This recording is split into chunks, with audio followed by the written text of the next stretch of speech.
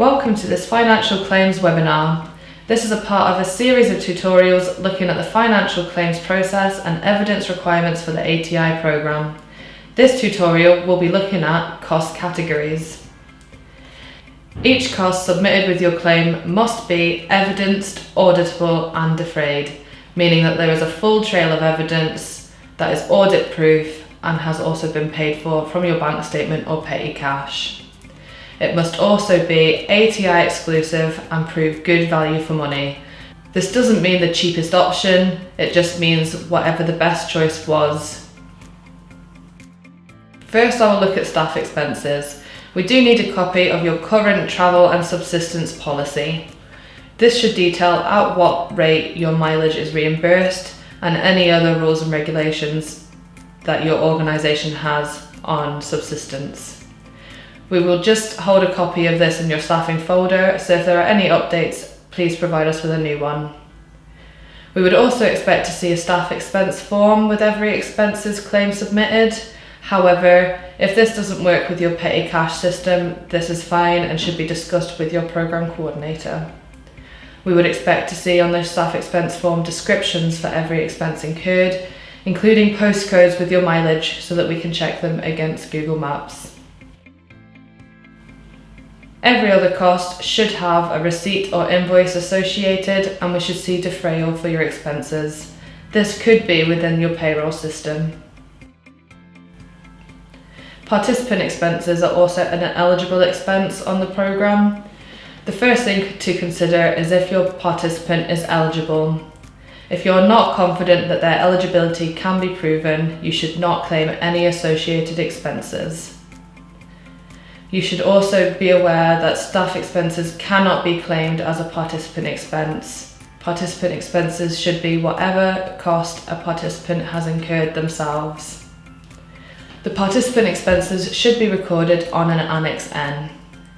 You can record multiple expenses on an Annex N, however, when it comes to recording these on the FMS, they should be split as much as possible to ensure accurate recording of VAT numbers and invoice numbers. The Annex N should also include a cost value explanation, which proves that the choice was the best value for money for the participant in their specific situation. If you would like to spend over £100 on a single participant expense, you must complete an exceptional expenses report and submit this to your programme coordinator. This must be approved before you incur the expense. For every expense, we must also see a receipt or invoice and associated defrayal. For equipment and consumables, there isn't a £1,000 limit and you mustn't go over this at any point.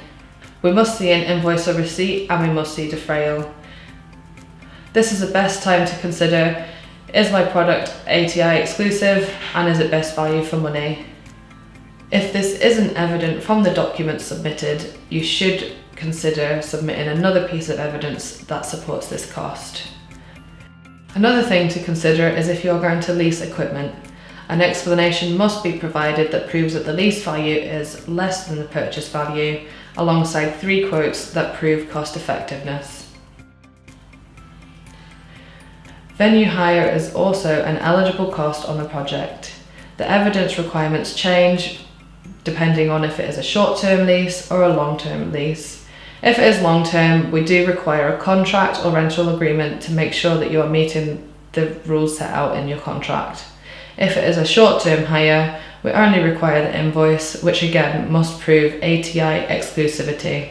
We would also expect to see defrayal for these costs.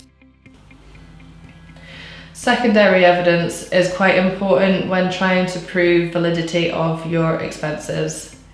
You must provide a clear auditable trail from expense to defrayal, and we can request any extra information up to 10 years after the project finish.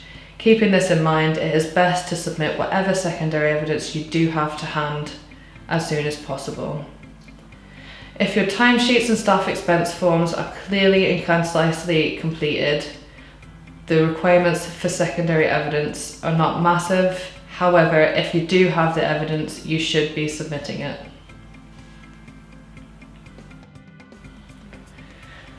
We do have other cost categories that are not often used on the project. These include depreciation, monitoring and evaluation, and procurement costs.